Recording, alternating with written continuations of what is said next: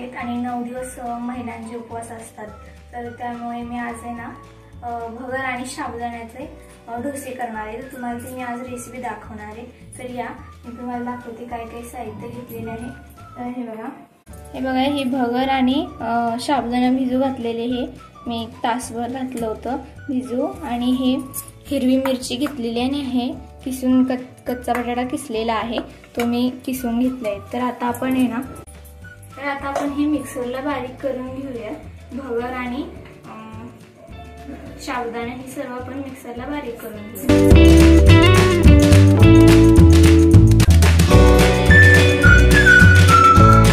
आता आपण हे भगर आणि साबुदाणा मिक्सरला बारीक करणार आहे। तर ह्याच्यामध्ये सर्व मिरच्या टाकून घ्यायच्या।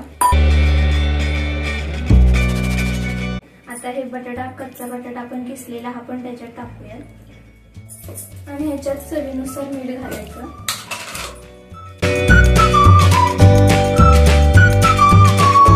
आता हे आपण मिक्सरला बारीक करून घेऊया।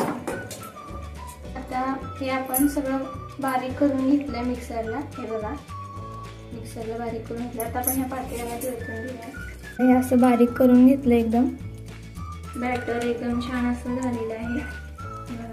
आणि इकडे मी गॅसवरती पॅन तापायला ठेवलेला आहे। आपण या पॅनवरती थोडं तेल टाकूया। तवा गरम झाल्यावरती आपण डोसे काढूयात।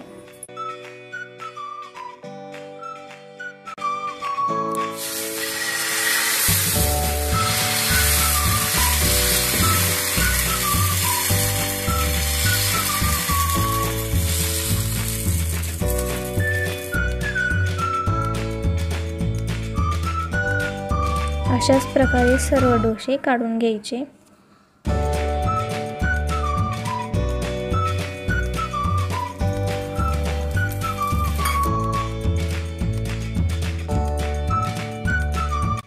भगर आणि साबुदाण्याचे डोसे तयार आहेत। तर तुम्ही हे उपवासासाठी खाऊ शकता। तर हे डोसे कसे झालेत मला नक्की सांगा।